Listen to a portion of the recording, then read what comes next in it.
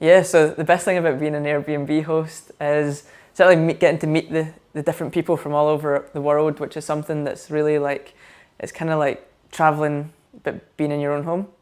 So you get to meet people from all over the world, and I can see I'm a bit of a traveller from my map, so it's always good to like learn about new places and see where people are from, what they're doing there, why they've came to Scotland, which is where I'm hosting, and that's always an interesting one because it's quite a small place in the map, and it's always interesting to see like what reasons people have. So some are working, some are travelling, some want to go up north, see the Highlands and stuff, and just kind of get to explore the place. So yeah, certainly I've been hosting for like 3 years now, and had like a variety of people from all over the place, which has been really cool.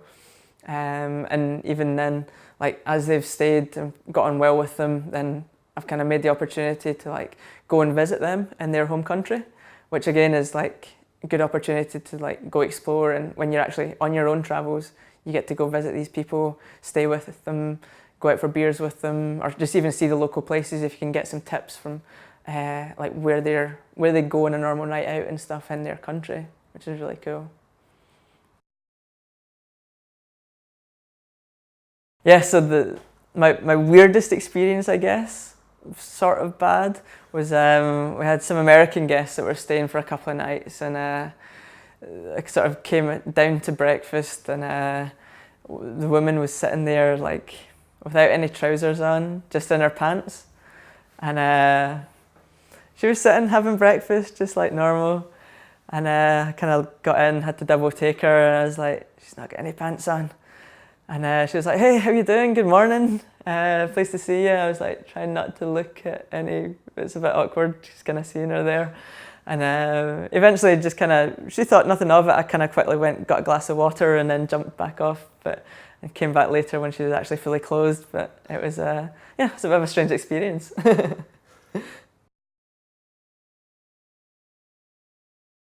So yeah, the most interesting people I've met, it was actually a group of 3 German guys that came to stay, and they were just in town for a couple of nights, wanting to explore the city, go out drinking, see the nightlife and stuff, and they invited me along with them to go show them the sights as a kind of tour guide, which I feel is like what Airbnb is all about, being able to show some travellers like your city from your perspective. So there was obviously, we went to some of the pubs that I really enjoy going to, got to show them, got to try some like Scottish drinks, some whiskey, some Mad Dog 2020, some Buckfast, stuff that maybe you don't get in other places, but it's kind of a Scottish delicacy, you might call it. So we went a night out with them, and it was brilliant, like lots of different bars. We got to see some of the stuff, like even the style of dress from Germany compared to Scotland was different, and it was interesting to learn about that and how they kind of perceive a night out in Glasgow compared to a night out in Hamburg, which is where they were from. So that was definitely a good experience I've had with Airbnb. One of the ways I show guests about my place, maybe if I'm at work or something, is I'll leave a guidebook for them. So one of the good things about a guidebook is guests can kind of look at it in their time, and if they're busy, if they've just came in off a long flight, they just want to sleep. So it's good to give them a guidebook that they can look at like when they want. So one of the guidebooks I use is a website called Hostfully, and they have like a really nice website. You can type in all the information, type your favourite places to go, favourite places to drink, favourite museums, all that sort of stuff, and local travel information as well, which I've found is really important because guests kind of come to a new city and they're like, well, we've got buses, we've got subways, we've got trains, and how do I use it? So it's good to just like type some notes in. You need correct change for a bus, you can get a day ticket, a week ticket, whatever's kind of might be useful to them. And leaving my Uber code in the guest book as well has managed to get me some free rides on Uber, which is quite nice. So yeah, so the guidebook can, you send it to them, kind of send a link to them, and then they can download it on their phone, print out a copy, depending if they've got data and stuff. But it's a really good way to kind of share a lot about your city without actually being there, having that chat with them, and showing them around your around the town yourself if you don't have time for them as well, which is quite nice. So. So Airbnb's most popular listing is a tree house that's out in California. So that would be like a really awesome place to stay. This kind of custom-made tree house. It looks kind of like a mushroom. And that place, like some of the views from it are amazing.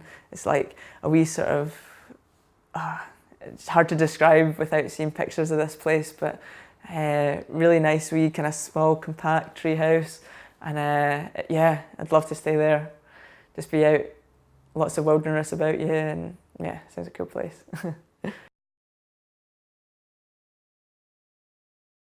So yeah, through my experiences hosting an Airbnb, the kind of culture that I found the most and like the best to have around and welcome into my home is South Americans. Every South American that I've had stay, they've been really welcoming, and almost they're coming into my home, but they seem to be welcoming me as well, which is a really kind of interesting thing. Quite a lot of them have brought wee gifts as well, which is really cool, and kind of some either local food or local kind of art almost, and they've brought that, which has been really nice to kind of almost be sort of honoured of having them stay. And they've all been excellent, had really interesting conversations about their culture, their food, which I'm a big fan of, and just kind of why they've came to Scotland as well, which again is a kind of something I'm really interested to find out why people want to come here to go on their holidays.